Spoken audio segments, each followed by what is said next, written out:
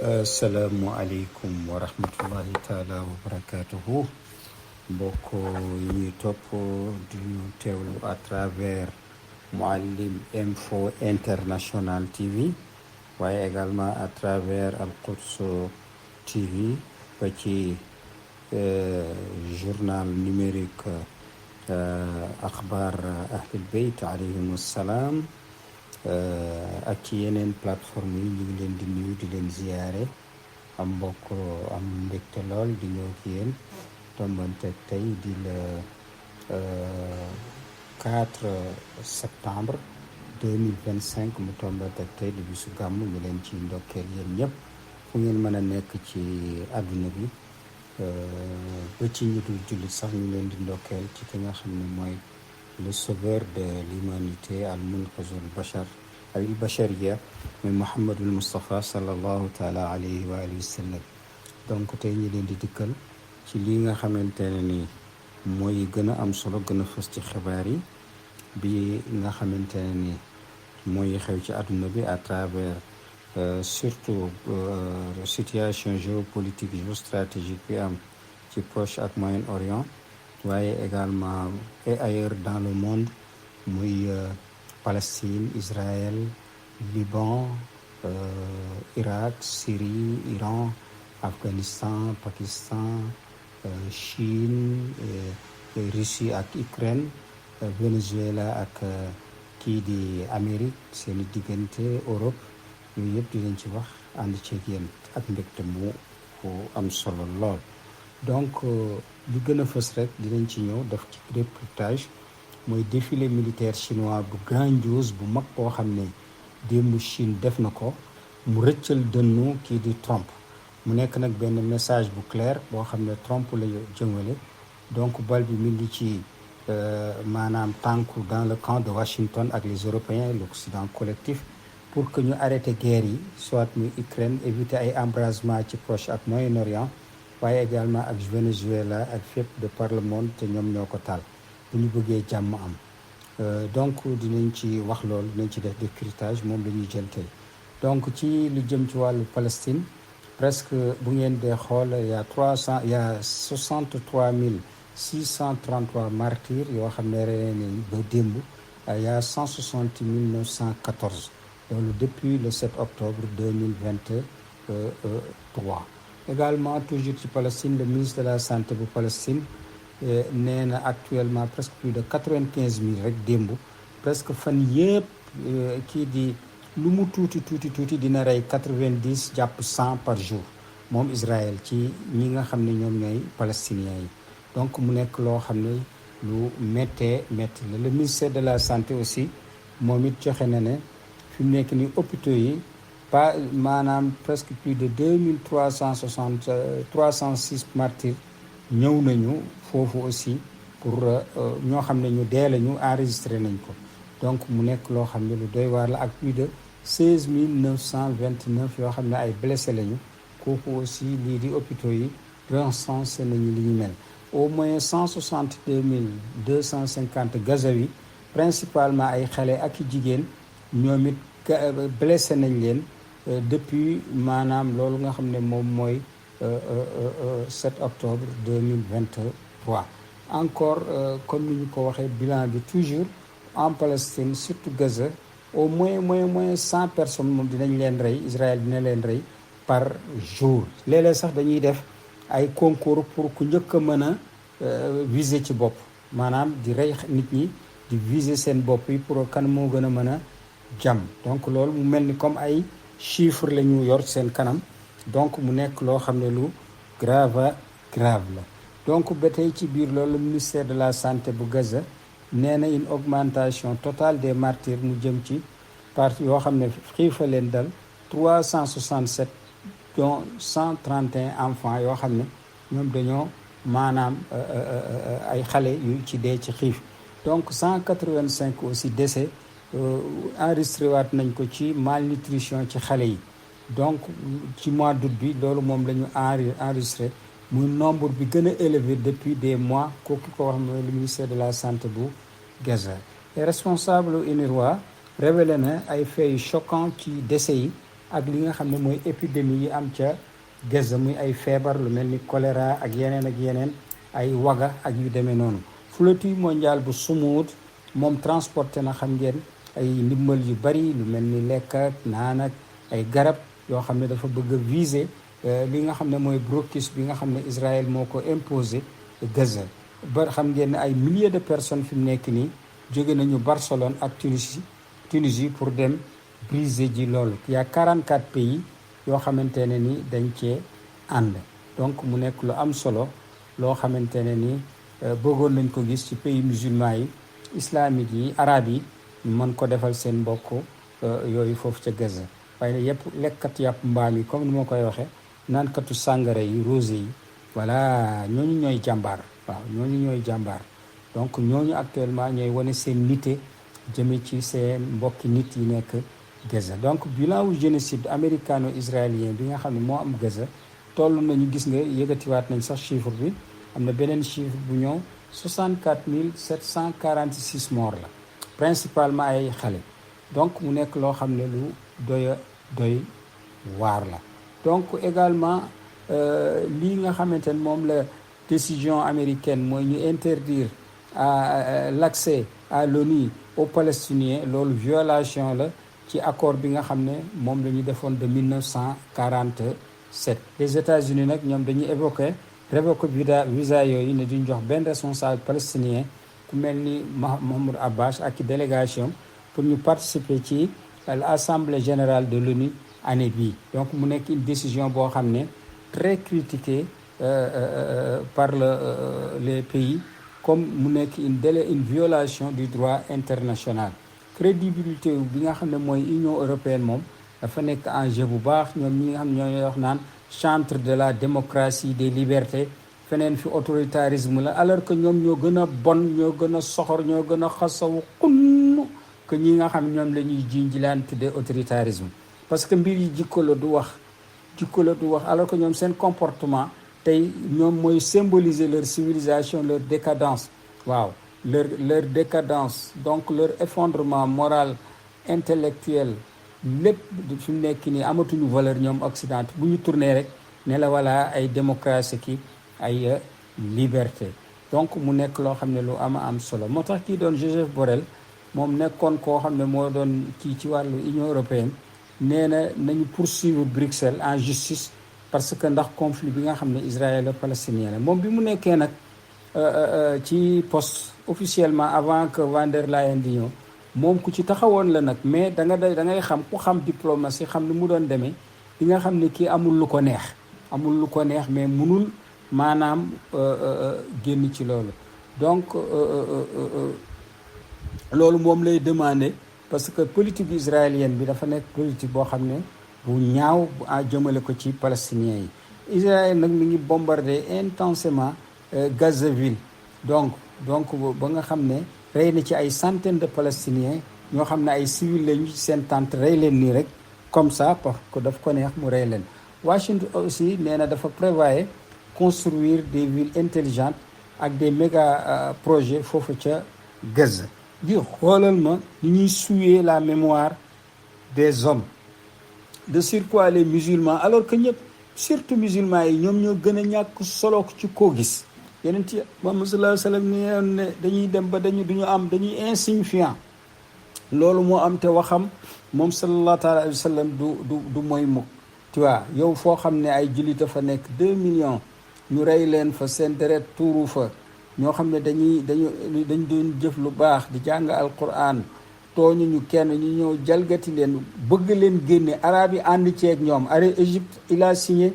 un accord ak Israël ak Amérique de 35 milliards de dollars pour ñu gérer après Gaza bu ñu génnee ñi nga xam ne ñoom ñooy Hamas ak waa kii ñu mu tuddati palestiniens yi. xoolal ma loolu principe bi rek ñoom ñu di ko nangu ñoom ñi nga xam ne nee nañu ñoom ñooy wax ashhadu an la ilaha illallah te c'est des naafiq ay munaafiqun lañu. donc moo tax yàlla jël leen ñu nekk ay mbaam ñu jël Amérique mu nekk lawba bi di leen duma bu baax a baax te duñ ci mën dara bu leen laajee xaalis ñu jox ko rapidement. donc mu nekk loo xam ne lu doy waar la. donc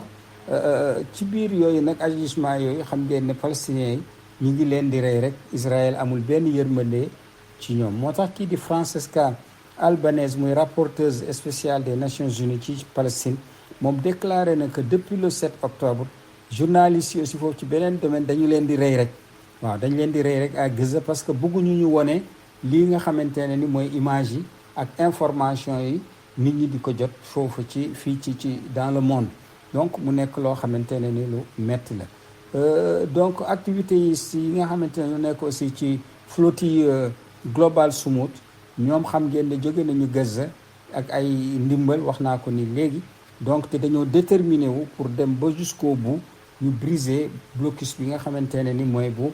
Gaza. man xaw ma lu tax rek jullit ñi ñu ragal. waaw surtout arabe yi man je ne comprends pas. moo tax bu dul woon jàng bi ñu jàng alquran jàng ko langue arabe sax da ngay mujj dem da ngay bàyyi lépp lu rattaché wu ak arabe ndax comportement bu bon bu ñaaw bu ñàkk fulla fayda bi nga xamante ne moom la arabe yi montré devant les mécréants. nga gis de par le monde nation bu mu mënoon doon li leen dal ñoom ñëpp dañuy def solidarité xeex contre danger boobu ba mu des li nga xam ne mooy arabe. waaye nag ci yonent bi yàlla moom sallallahu alayhi wasallam lañ ko jëkkee. waaw rey ko bu dem ba ci fin bi ñuy fomenter ay coup d'état pour occuper Médine. loolu mooy indi woon lii nga xamante ne ni mooy Tabouk. waaw ñu créer Tabouk ak les Romains pour que yonent bi génn bu ko defee ñu mën a occuper ci ginnaawam li nga xamante ne mooy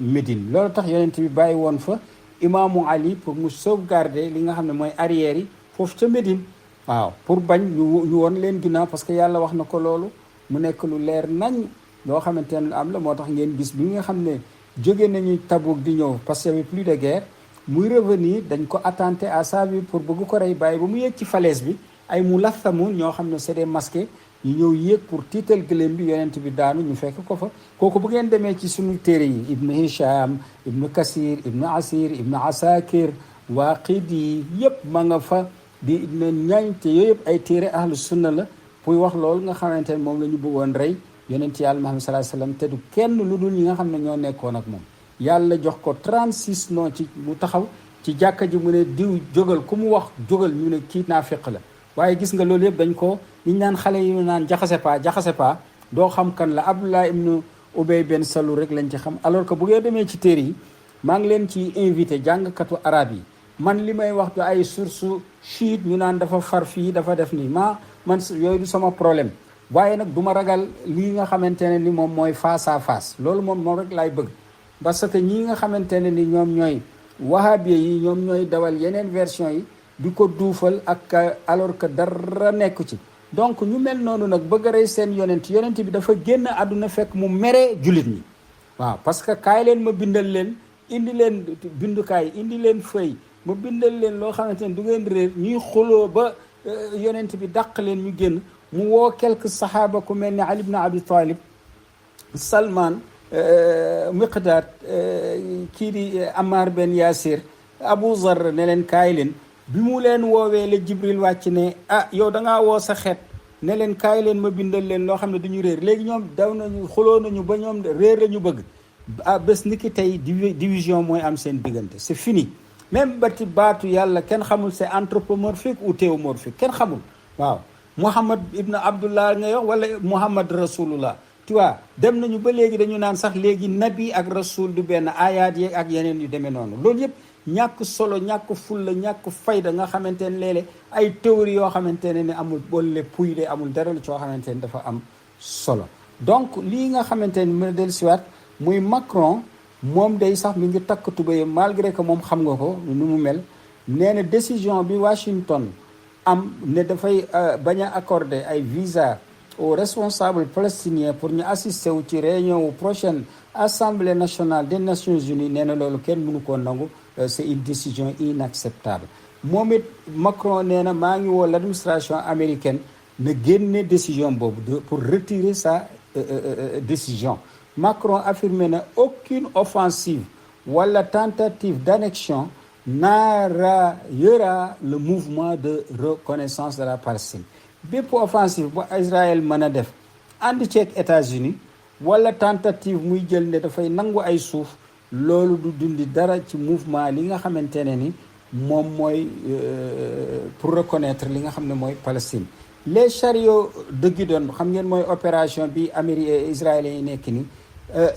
boo l'armée israélienne officiellement déclaré na aveu d'échec am mooy armée israélienne bi ci loolu. Donc presse israélienne bi sax focalisé nañu ci développement wu guerre boobu ci bande de Gaza. Le document secret nag bi ñu ci publié mooy ne armée d'occupation bu Israël mooy ne mi ngi reconnaître échec am ci opération de chariot de Guidon. wax ji moo fi nekk rek ak médias yi mais kii di Hamas mu ngi leen di dóor bu baax ak la résistance islamique di leen yóbbu laaxare te nis tuut rek incha allah léegi parousie am. parousie mooy victoire waaw parousie mooy victoire léegi mu am incha allah. Donc médias israéliens yi le site web bu tudd Kiba nee na Netanyahu dina reveniraat ci accord de gaz bi nga xam ne moom la signanteeg Égypte parce que nee na d'après ay rapport Égypte dafay violer relation de manière répétée traité bi mu ko seqal moom de paix avec Israël kooku seen affaire bopp la. Donc kii di Macron nee na bépp attaque annexion wala ñuy déplacer ay population wu Gaza dafay gën a yàq possibilité yi ñu am pour ñu réaliser une solution à deux États. Cabinet wu Netanyahu nag mi ngi accusé premier ministre belge ne dirigeant bu faible la mooy maanaam ku ñàkk fayda la parce que dafay bëgg a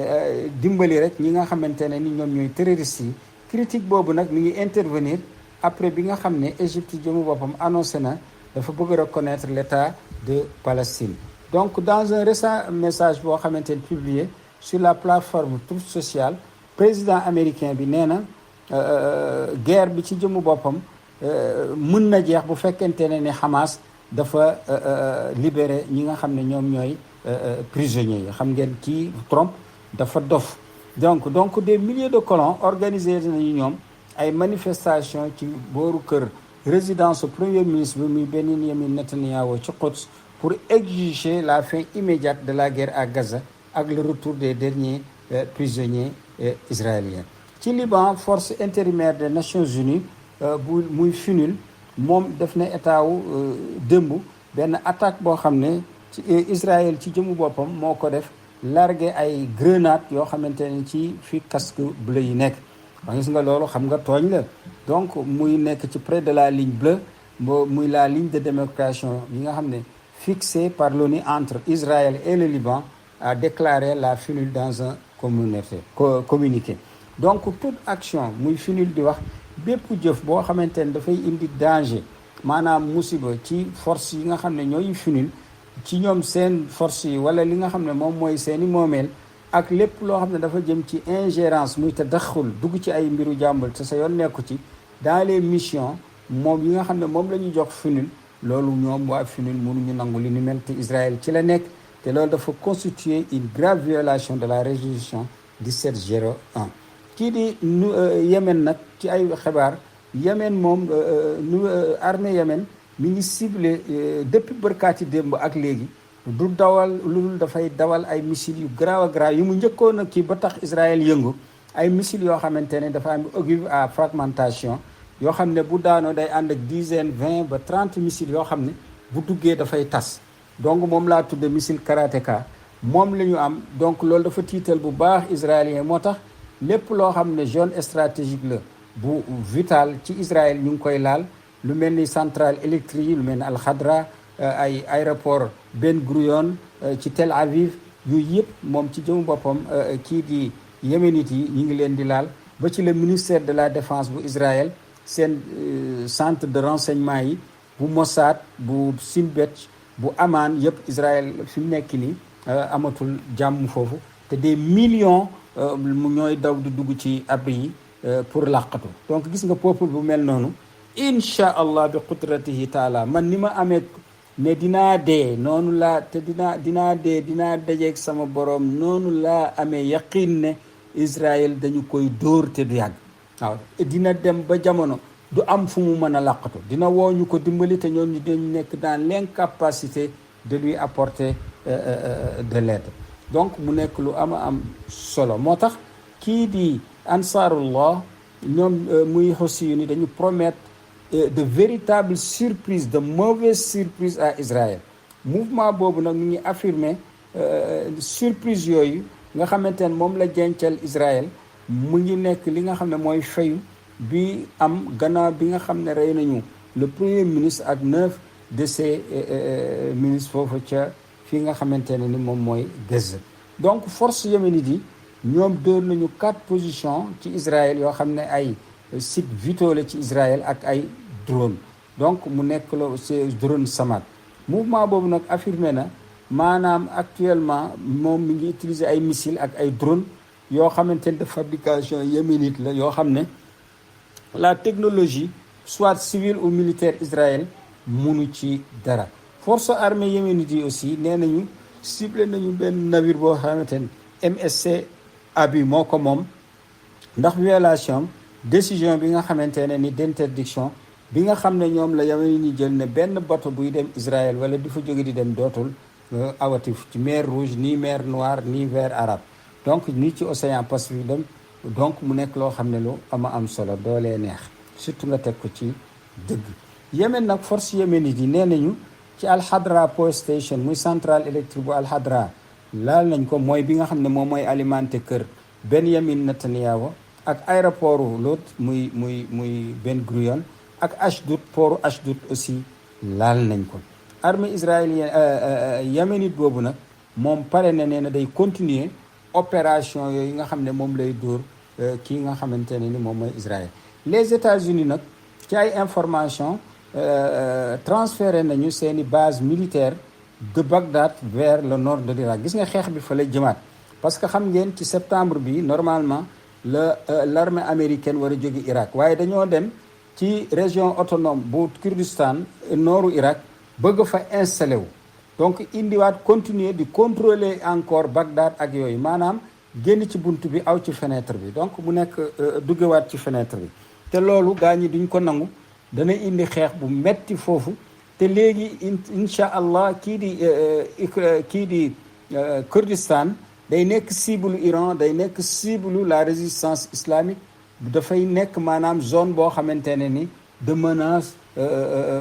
boo xamante ne ni day nekk zone belligérante donc ci conflit bi nga xamante ne ni moom moo nekk entre kii di Iran ak Amérique waaye aussi ak Israël. donc retrait boobu donc nga xam ne moom la Amérique ne daf koy def ci Irak waaye ñëpp gis nañ ne décision boobu dafa nekk rek un retrait partiel nekkul un retrait complet. donc am na tremblement de terre nag bi nga xam ne moo dal sunu mbokk yi ci Afghanistan mu nekk de tremblement de terre de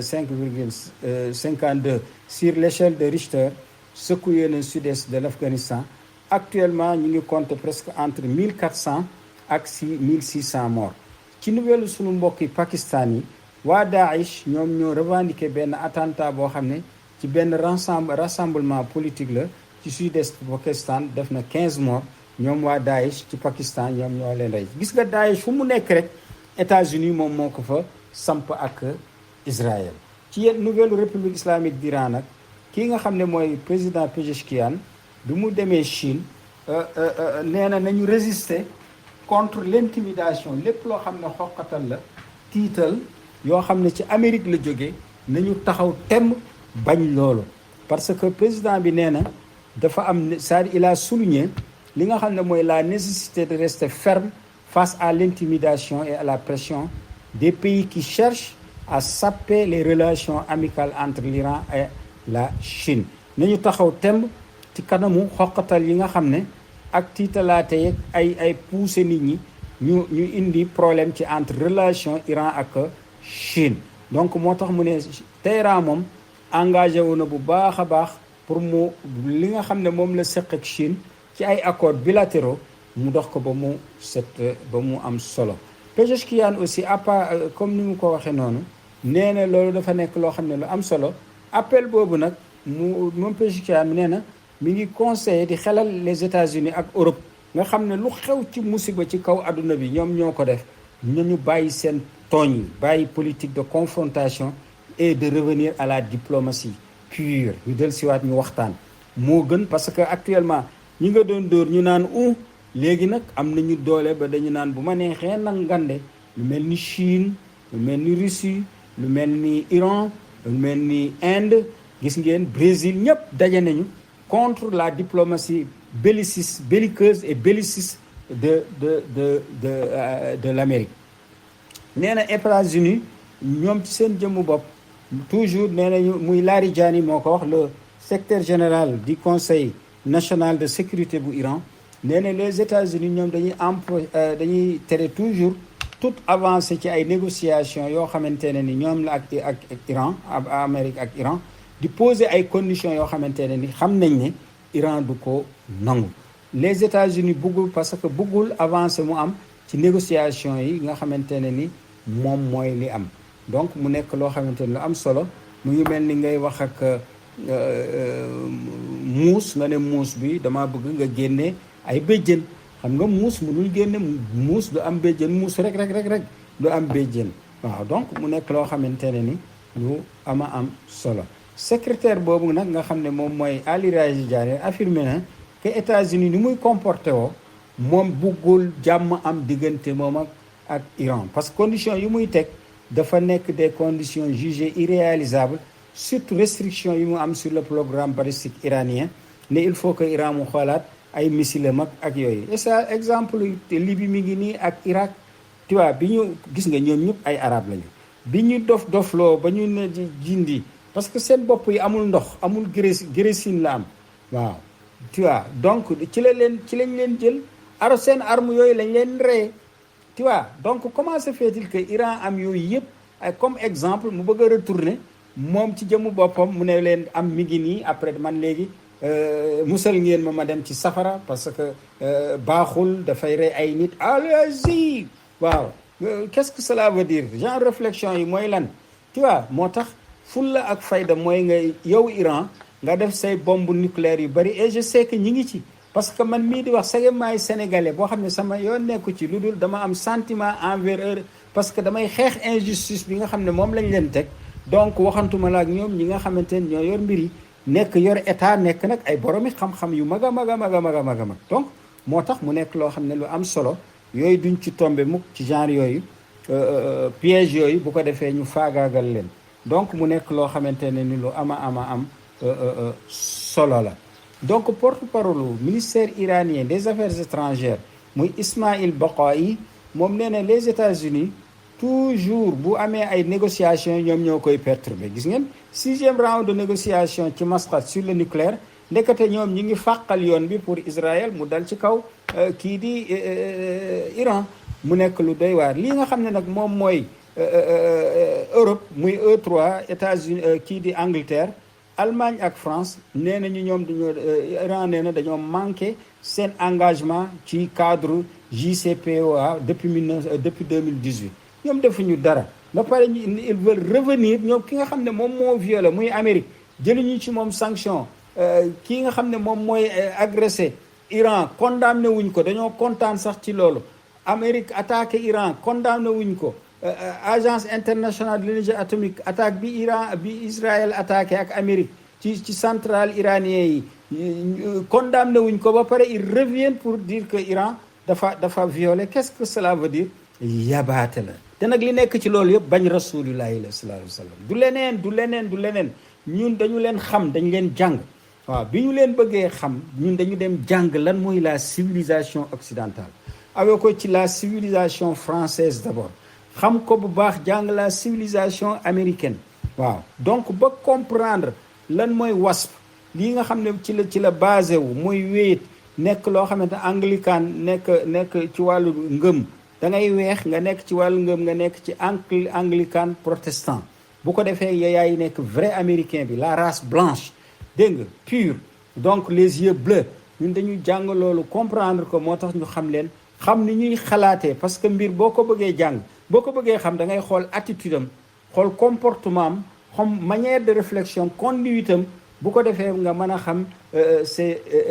états psychomental, nga mën koo mën a analyser. moo tax loolu ñu wax ñoom Europe du am, parce que Iran faalewu leen. dina am nag un effet psychologique ci la population iranienne, naan oh Europe kii nañu, mais tout ce que l'Iran veut actuellement peut l'avoir avec les BRICS, avec CSO muy kiiwu Shanghai la OCE muy organisation de Shanghai lu mu soxla ci produit mën na ko am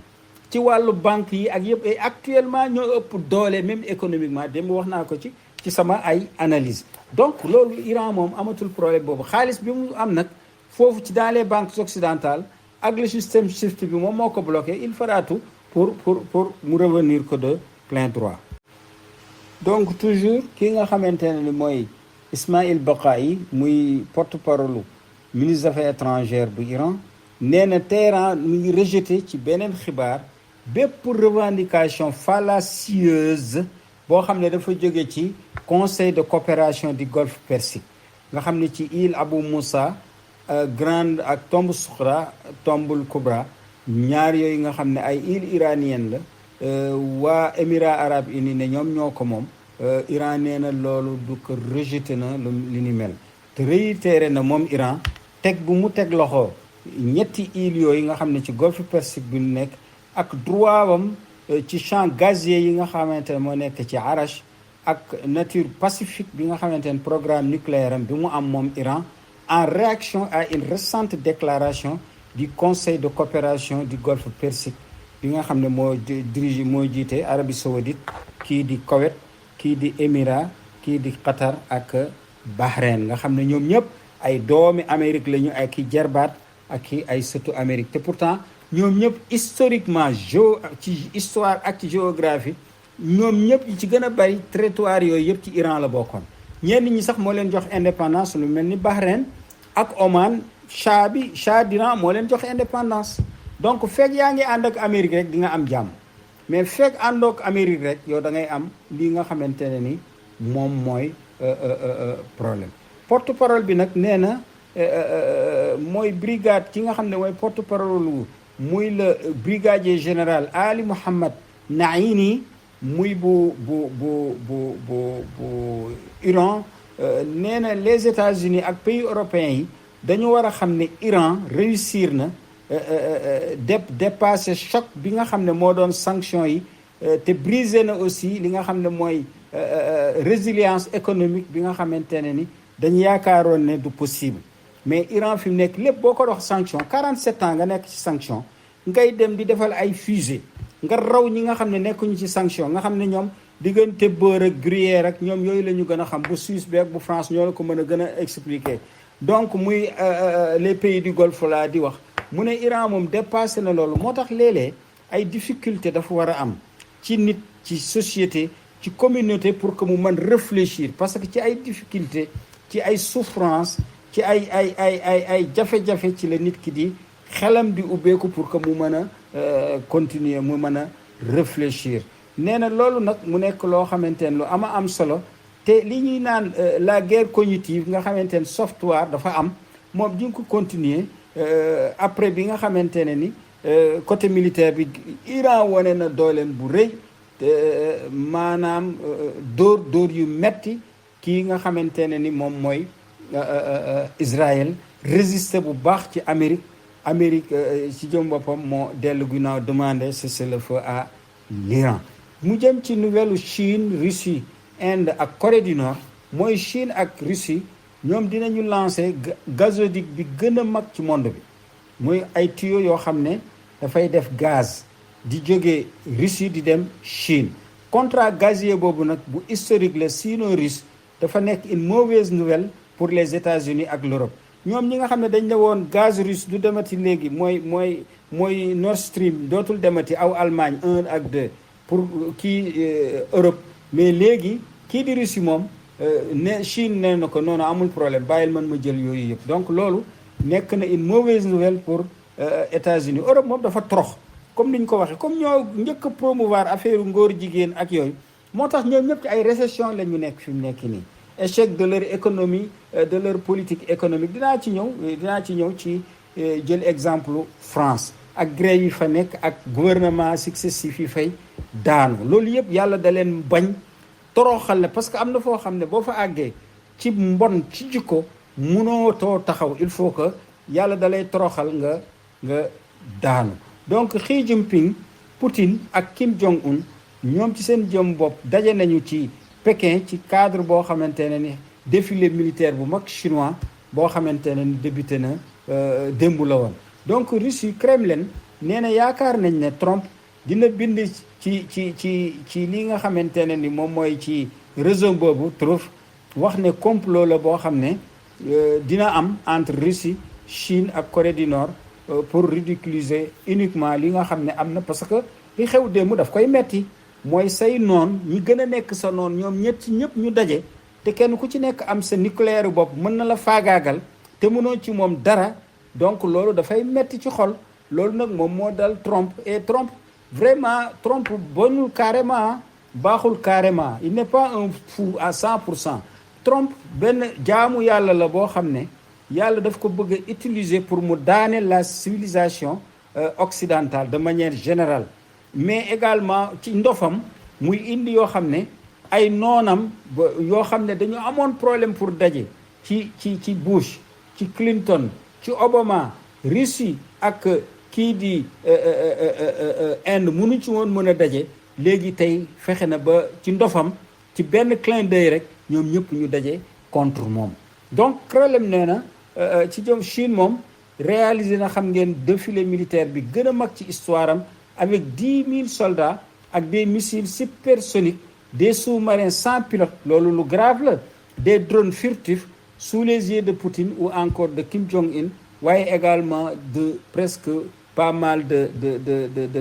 délégués délégation yoo xamante ne étrangère yu ñëwoon foofu ci Chine. loolu nag dafa nekk lu war a tiital bu baax Amérique parce que ay armes yu bees la yoo xamante ne made in China la yoo xamante ne ni dafa moo gën a performante moo gën a avancé li nga xamante ne ni mooy les armes américaines ak occidentales réunies. donc mu nekk loo xam ne tey démb défilé boobu day wone maanaam l'effondrement de la puissance américaine occidentale ak l'émergence de la puissance militaire chinoise. donc actuellement nii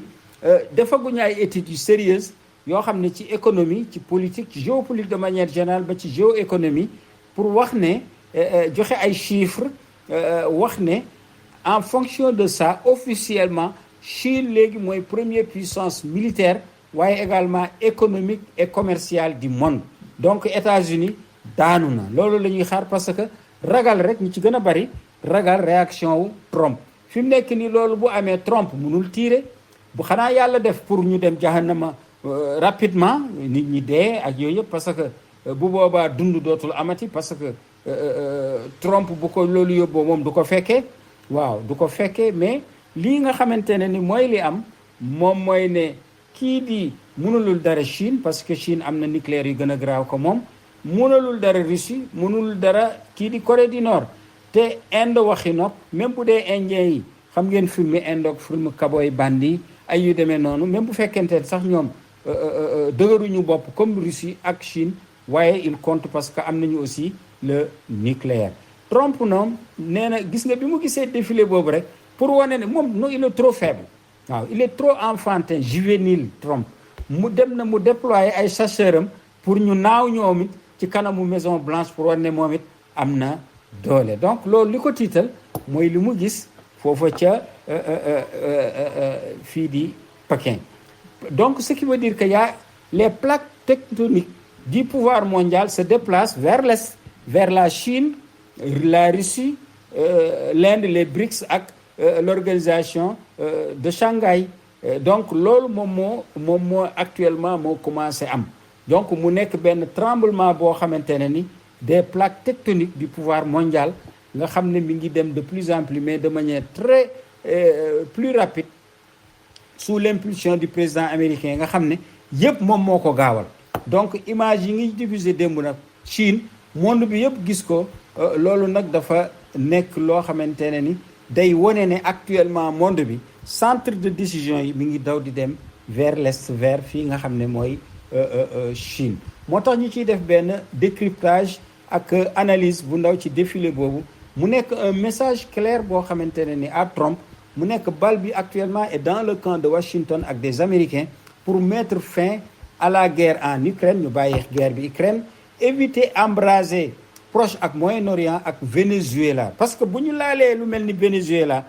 qu'il ne pense pas que Venezuela dafa la Venezuela suusalu kaani la ñi koy tay ay ñi koy maq ñëpp la seen bët yi di jooy donc et seen gémmiñ ji du ko fekke donc moo tax États-Unis bu fekkente ne ni dafa yaakaar ne ak dooleem mën na mëdd Venezuela li xew Syrie mooy am ak Liban te bu boobaa dafay mel ni dina moom États-Unis na xam ne lu duuf li wolof yi di naan lu duuf ak lu neewi du benn moo tax mu nekk loo xam ne lu ama am solo kii de le dirigeant nag chinois muy Xi Jinping ak le président russe muy Vladimir Poutine ak le dirigeant nord-coréen te nga xam ne ku ci nekk am na sa nucléaire te faale wuñu dara ci Amérique sur le plan économique wal militaire ñoom dañu ñëpp wane nañu seen ànd ñoom ñaar ñu joxante loxo ci défilé boobu nga xamante ni moom mooy bu foofa ca Chine mu nekk nag muy marqué 80e anniversaire ci victoire Chine ci Japon ci deuxième guerre mondiale bi parce que xam ngeen Amérique ak Occident dañu jël ne ñoom ñoo gagné Hitler alors que Russie la ñoom ñoo gagné Allemagne yi donc Russie moo gagné Allemagne yi moom moo tax deuxième guerre mondiale bi mu remporté ko waaye xam ngeen Amérique comme c'est des profitards et puis dañoo bari wax ñu jël affaire bi tëgg ko ak ñoom ak britanniques yi ak français yi ne ñoom ñoo remporté la victoire donc mu nekk loo xamante ne ni du dëgg histoire daf koy weddi donc kii di Pékin nag moom dévoilé na une série de nouveaux équipements militaires yoo xamante ne ay missiles yu balistique yu bees intercontinental nee nañu sax am na ci boo xam ne dina daw 20 000 kilomètres donc amul fu mu mënul laal ci États-Unis ak ay nouveaux missiles balistiques yoo xamante ne ni intercontinental yoo xam ne am na yoo xamante ne ni arme conventionnelle la yii mais yii nucléaire la ak yoo xamante ne ni ay missiles routiers capables de transporter des armes hypersoniques ak une nouvelle arme laser et même des drones chien robot lañ koy tuddee donc loolu nag mi ngi intervenir ci moment bi nga xam ne Xi Jinping mi ngi chercher muy projeter la puissance de Pékin pour wane ne actuellement Pékin moo fi nekk mais du nekk une puissance interventionniste belliqueuse belliciste transgresseuse comme les États-Unis donc loolu fii Chine li mu bëgg a wane mooy sa présence positive dans la scène wala sur la scène internationale non seulement en tant que puissance économique mondiale mais aussi en tant que contrepoids aux États-Unis moo nga xamante ne ni actuellement moo bëgg a imposer ay droits de douane ku mel ni Trump pour bouleverser l'ordre économique et politique mondial moo tax analyste yëpp dañuy évaluer ne signification défilé wu mercredi bi dafay signifier yi mooy pourquoi il est important et ce que ce spectacle nous apprend sur le nouvel ordre mondial ne léegi am na bu bees boo xam ne le nouvel ordre mondial boo xam ne Chine moo ko nar a diriger Russie parce que nouvel ordre mondial boobu day nekk nouvel ordre boo xamante ne ni multipolaire moo tax dans son discours kii di Xi Jinping joindre na waxam ak jëfam boole leen mu wax clairement envoyé message boo xam ne daf ko jëmale ci kii nga xam ne moom mooy Amérique mu ne tey aujourd'hui l'humanité à nouveau confrontée au choix entre la paix et la guerre tey humanité adduna bi yëpp tey dañu nekk ñoo xam ne dañu nekk ci kanamu am problème ci maanaam tànn entre li nga xam ne mooy jàmm wala guerre le dialogue ou la confrontation waxtaan ba juboo wala xeex rek tegantey dënn le gagnant-gagnant wala nga gagné ma gagné ku nekk dem sa yoon ou le jeu à somme nulle wala mu ñëpp ñàkk donc mu moom la wax mu ne le signal nag actuellement moo tax ñun ñu analyser ñi ne signal bi mu à l'Occident dafa leer yi nga xam ne moom la Chine joxe ak Russie ak Corée du Nord mooy ne la balle actuellement mooy ne na Washington ak pays européens yi nga xam ne ñoom xamatuñu fuñ jëm amatuñu stratégie waaw Union européenne perdre na raison mu xamatul fu mu jëm boppam toj na nañu arrêté guerre bi nga xam ne moo nekk Ukraine te éviter aussi ñu am guerre ak Iran wala leneen mu indi gën a embraser li nga xam ne moom mooy foofu ca Proche ak Moyen-Orient waaye aussi le détroit de Taïwan ñu indi sooke indi ay problème foofu ca Taïwan donc ci beneen bi muy les nouvelles de la Russie ak Ukraine Poutine nee na pare na mu rencontré ki nga xam ne mooy Zelensky foofu ca fii nga xam ne moom mooy Moscou. L'Ukraine nag xam ngeen ne dafa bañ proposition boobu ci lu jiitu daf ko bañoon parce que mun na dem ñu jàpp ko parce que xam ngeen ne Zelensky fecckat la woon théâtre la doon def te dafa am na ci yoo xam ne def na ci ay pièces yoo xam ne Poutine bi ngi taxaw xam moo tax du kooku du ko jox benn fulla benn fayda. Donc moo tax le président loolu mu ngi ko tenir ci benn conférence de presse boo xamante ne ni ci Pékin la. Donc loolu aussi xam ngeen ci politique la ñu ngi ci diplomatie comme mi ngi étranger dafay wane ne moom c'est un homme de paix ak leneen yu demee noonu. Donc pare na pour loolu waaye ñëpp xam nañ ne loolu munul nekk. moom nag nee na une rencontre avec le président ukrainien Zelensky est possible. Donc mi ngi affirmer que Zelensky mën na ñëw Moscou pour ñu waxtaan sans problème. Donc rencontre boobu bu ñuy moom nag Poutine nee na il faut que ñu préparer ko donc mu nekk loo xam ne lu am solo te nee na aussi moom Poutine Russie ci jëmu boppam moom du rester rek ay téye ay loxoom bras croisés ci événement yi nga xamante ne ni moo nekk ci ay frontières am. xam ngeen ne lii di Zengezur muy corridor boobu nekk ci Arménie ak Azerbaïdjan ak Iran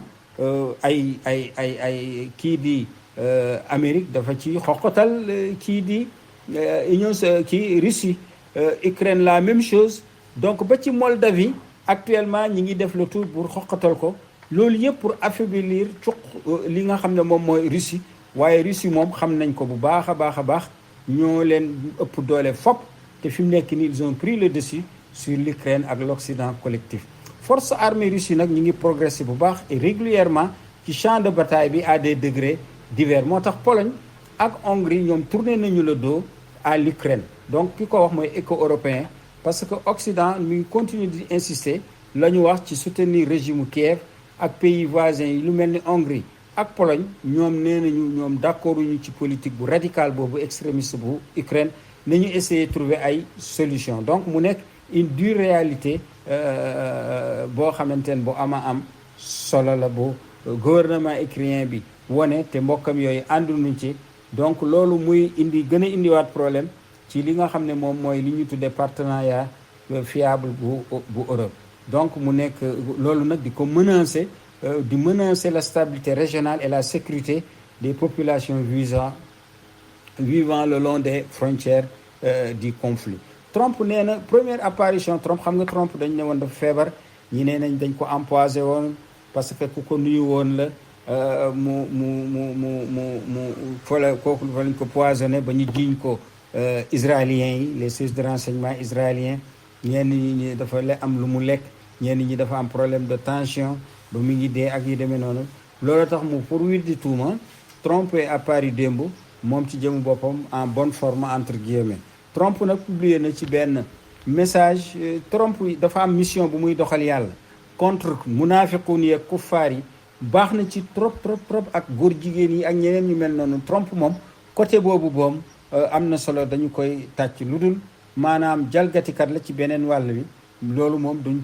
ci ànd ak moom. Donc mu ne xam naa ne loolu mu bind ci loolu nga mooy publier ci benn message boobu ci compte am boobu di réseau social am boobu mu ne yaakaar naa ne chinois yi li may bind nii chinois yi dinañ ko lire ci seeni défilé. waaw moom loolu nag dafa mu ne genre kii la iñaan la ak soxor muy message boobu moom Trump li mu bind mu ne xëy na ñoom chinois yi sax ñoom du ñu am soxor ak iñaan pour reconnaître quand même que États-Unis participer na ci seen victoire. États-Unis participer wul dara ci la lutte contre la Chine ak le Japon wala bi ñuy dóor les Allemands les nazis. li mu participer c'est après le plan Marshall la ñëw indil ñi nga xam ne ñoom ñooy européens yi pour que ñu reprendre leurs économies moo tax depuis 80 ans l'économie européenne mu inférieur à l'économie bi nga xamante ne ni moom mooy américaine. Donc Israël donc Amérique amul benn mérite ci victoire yi nga xamante ne mooy deuxième guerre mondiale ci comme ni mu ko bëgg a moom waxee. moo tax mu ne maa ngi demandé kii di Deng Xiaoping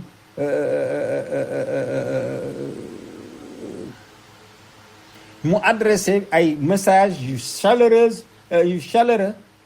ci à Poutine et Jim Pyong waaw parce que mu ngi leen di adresser un message moom Trump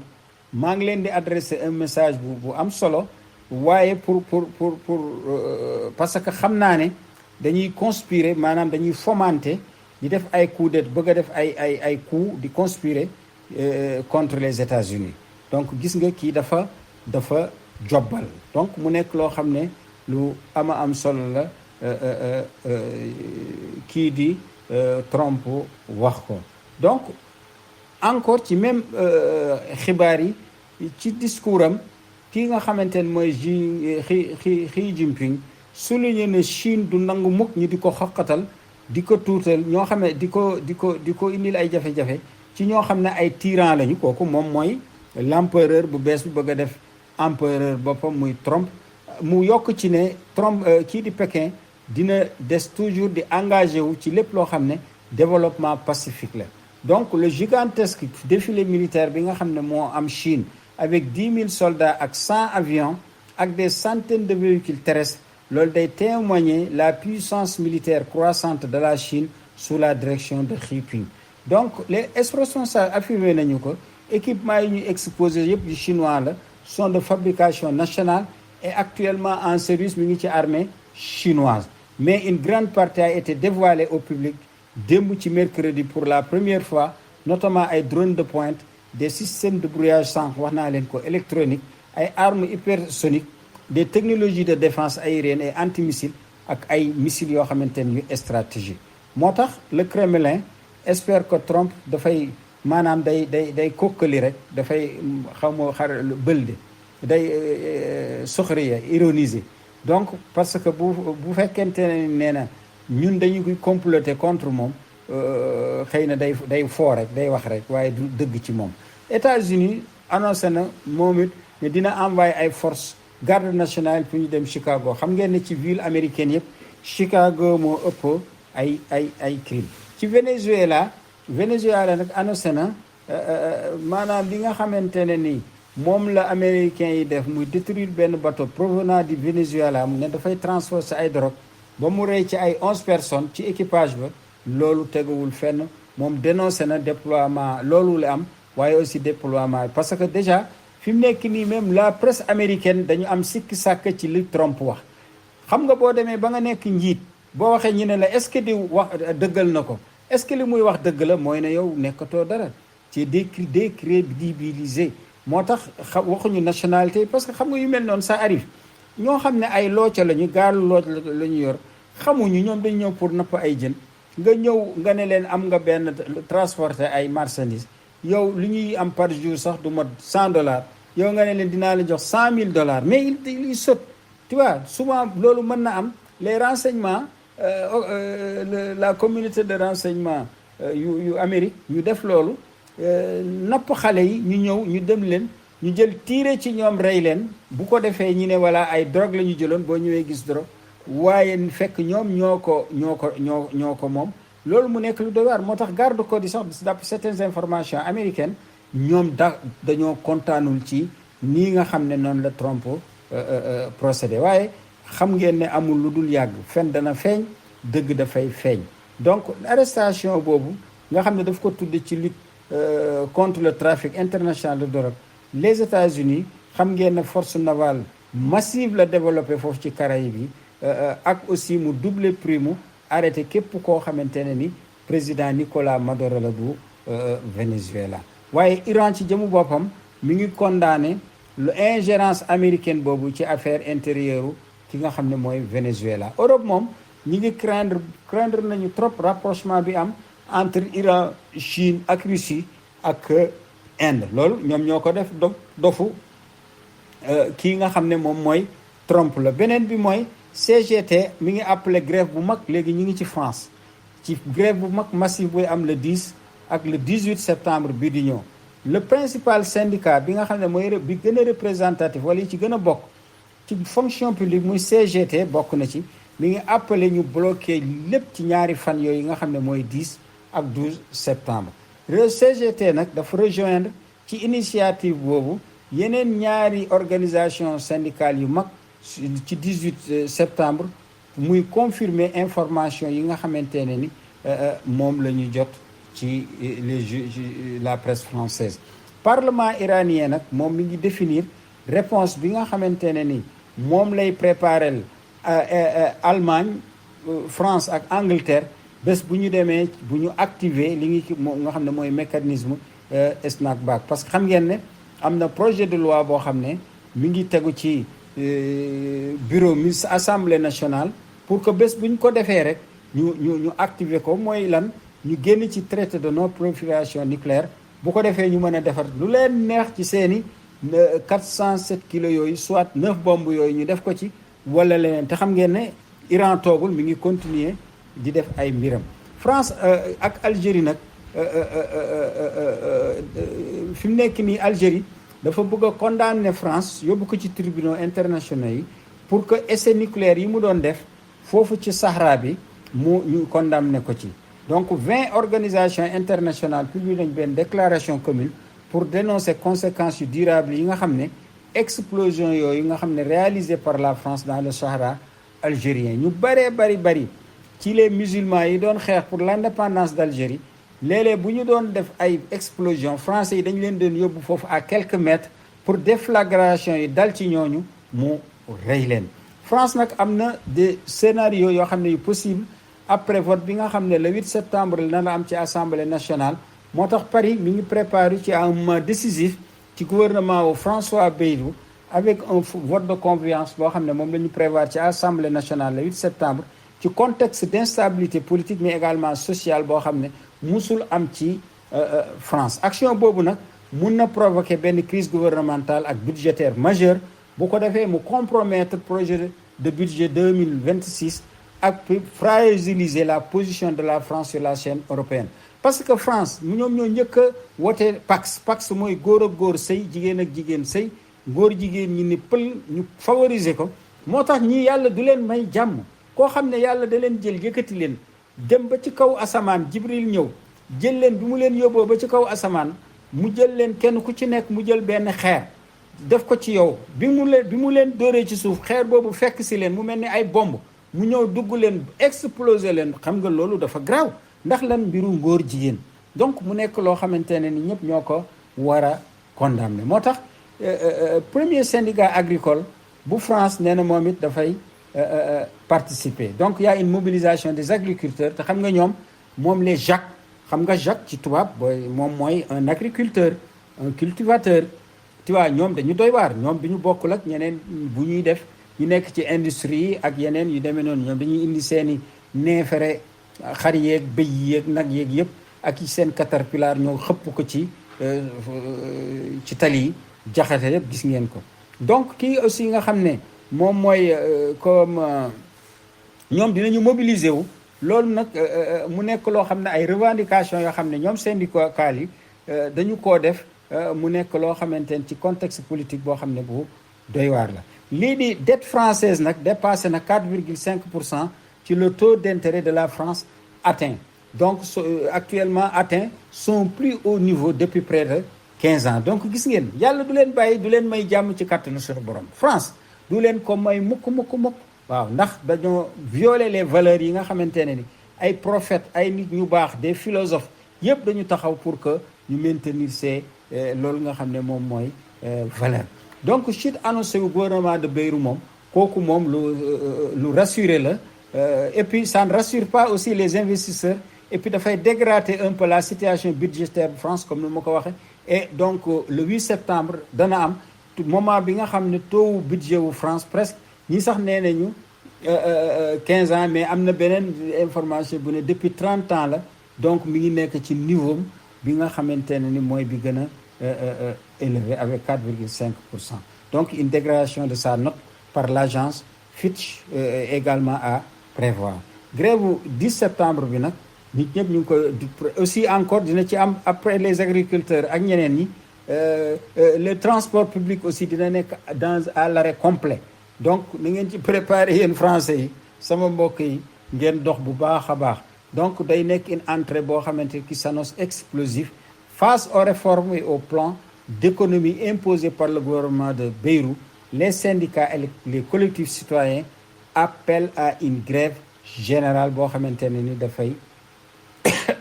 historique. kii di Macron nag moom xam ngeen ne situation sociopolitique bu France bi daf ko pousser pour que moom ci jëmu boppam mu tendre la main au PS dafa bëgg waa PS ñu